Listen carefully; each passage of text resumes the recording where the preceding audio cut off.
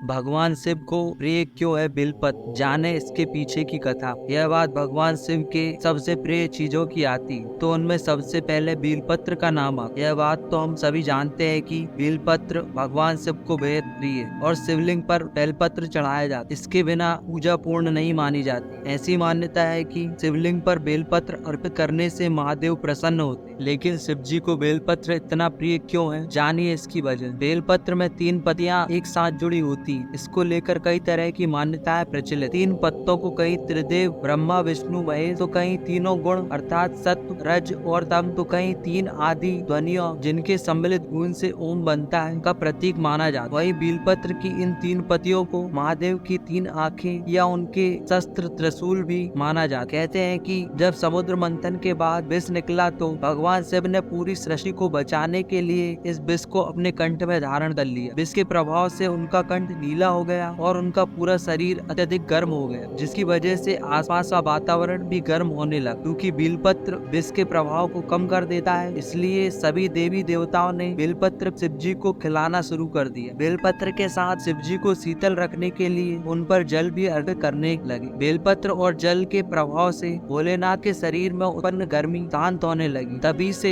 शिव जी पर जल और बेलपत्र चढ़ाने की प्रथा चल पड़ी। वही एक कथा के अनुसार एक भील नाम का डाकू, यह डाकू अपने परिवार का पालन पोषण करने के लिए लोगों को लूटता था। एक बार जब सावन का महीना था, भील नामक यह डाकू राहगीरों को लूटने के उद्देश्य से जंगल में गया। इसके लिए वह एक वृक्ष पर चढ़कर बैठ गया। देखते ही देखते पूरा दिन और पूरी रात बीत जाने पर भी कोई शिकार नहीं मिला। जिस पेड़ पर वह डाकू चढ़कर छिपा था वह बिल्व का पेड़ था। रात दिन पूरी बीत जाने के कारण वह परेशान हो गया और बील के पत्ते तोड़कर नीचे फेंकने लगा। उसी पेड़ के नीचे एक शिवलिंग स्थापित। बील जो पत्ते तोड़कर नीचे फेंक रहा था वे शिवलिंग पर गिर रहे थे और इस बात से बील पूरी तरह से अज्ञात। बील द्वारा लगातार फेंके जा रहे बेल के पत्ते शिवलिंग पर गिरने से भगवान शिव प्रसन्न हुए और अचानक डाकू के सामने प्रकट हुए। भगवान शिव ने बील डाकू से वरदान मांगने के लिए कहा और बील का उद्धार किया। बस उसी दिन से भगवान शिव को बेलपत्र चढ़ाने का महत्व और अधिक बढ़ गया। जबकि पौराणिक कथाओं के अनुसार एक समय की बात है जब पार्वती जी के माथे से पसीने की कुछ बूंद मंदार पर्वत पर जा गिरी। पार्वती जी के उस पसीने की बूंद से ही बेल का वृक्ष उत्पन्न हुआ। वही शास्त्रों के अनुसार देवी पार्वती जी घोर तप के बाद शिव की अर्धांगिनी बनी और इससे पहले महादेव को राम नाम लेकर बेलपत्र माता पार्वती ने ही चढ़ाया। बेलपत्र चढ़ाते समय इन नियमों को ध्यान रखें। भगवान शिव को बेलपत्र अर्पित करते समय ध्यान रखें कि एक साथ जुड़ी हुई 3 पत्तियों वाली बेलपत्र ही चढ़ाना चाहिए। भगवान शिव को बेलपत्र अर्पित करते समय इस बात का ध्यान रखना चाहिए कि इसकी पत्तियां कहीं से कटी फटी ना हो या फिर उनमें छेद ना हो। बेलपत्र कभी भी अशुद्ध नहीं माना जाता है। शिव को चढ़ाए गए बेलपत्र को दोबारा धुलकर फिर से चढ़ाया जा सकता है।